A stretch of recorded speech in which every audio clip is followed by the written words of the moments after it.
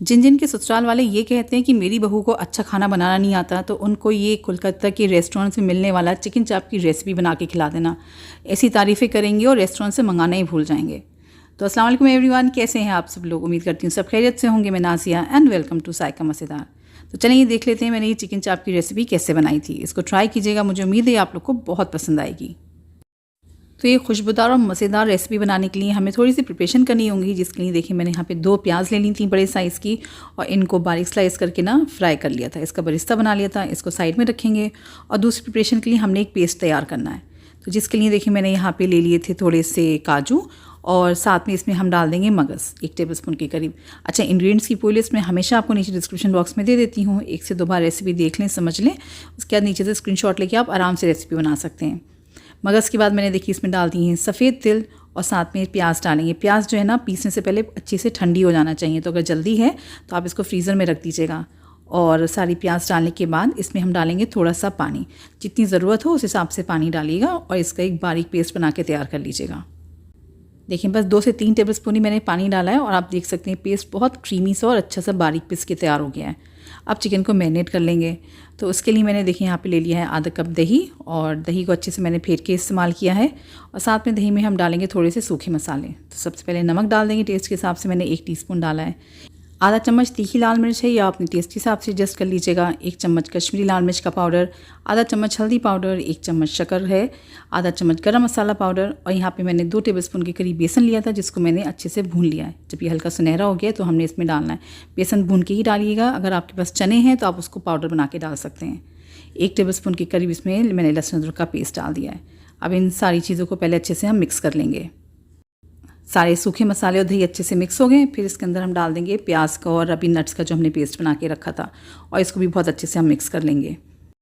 अच्छा, कलकत्ता साइड के खाने ना बहुत खुशबूदार होते हैं, तो इसमें खुशबू बढ़ाने के लिए हम डालेंगे थोड़ा सा केसर, कि मैंने 2 चुटकी के करीब केसर लिया था, जिसको थोड़े से गुनगुने पानी में भिगो दिया था।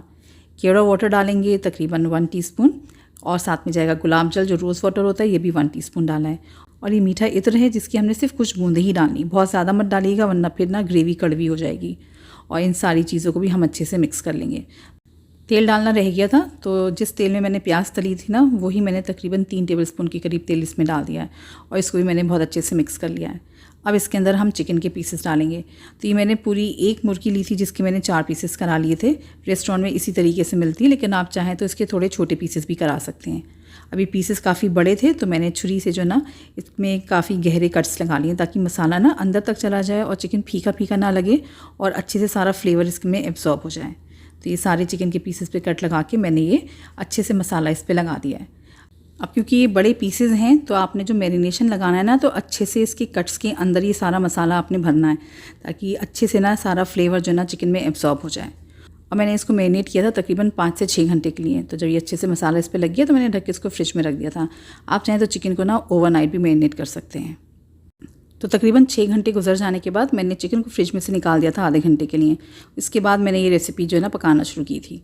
तो मैंने कढ़ाई के अंदर देखिए थोड़ा सा तेल डाला है और थोड़ा सा घी डाला है। घी डालने की वजह से ना इसका फ्लेवर बहुत बढ़ जाता है। आप चाहें तो ये रेसिपी पूरी घी में भी बना सकते हैं, कोई मसला नहीं है।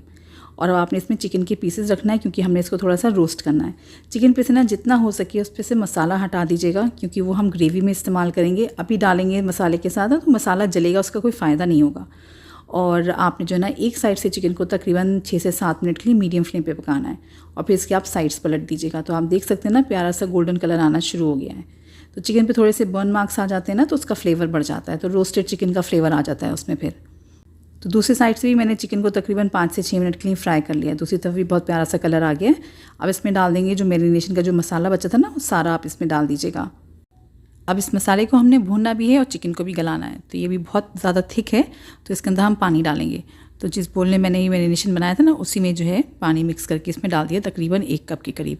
क्योंकि ग्रेवी जो ना थोड़ी थिक साइड पे ही रहती है, तो पानी थोड़ा कम ही जाएगा इसमें। लेकिन अगर आपको थोड़ी पतली ग्रेवी रखनी है तो आप थोड़ा ज़्यादा पानी भी डाल सकते हैं।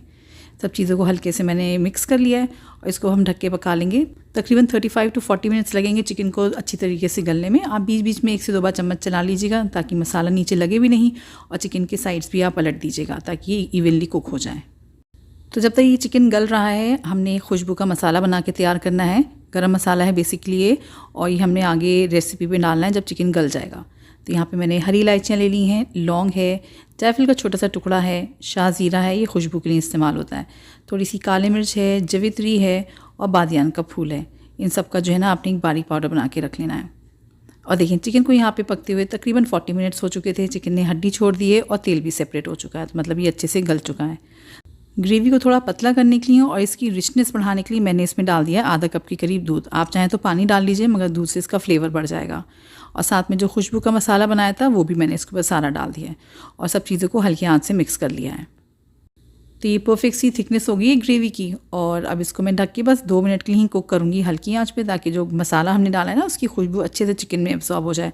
उसके बाद मैंने गैस को बंद कर दिया था और ये देखिए माशाल्लाह बहुत ही मज़ेदार ये सिल्की स्मूथ सी ग्रेवी बन के तैयार हुई है। और चिकन खाने में बहुत ही मज़ेदार था, बहुत ही खुशबूदार, क्योंकि हमने इसमें खुशबू के लिए केसर और रोज़ वाटर सब चीज़ें डाली है ना, तो उससे बहुत ही प्यारी इसमें खुशबू निकल कर आती है। तो चलिए इसको डिश आउट कर लेते हैं अब।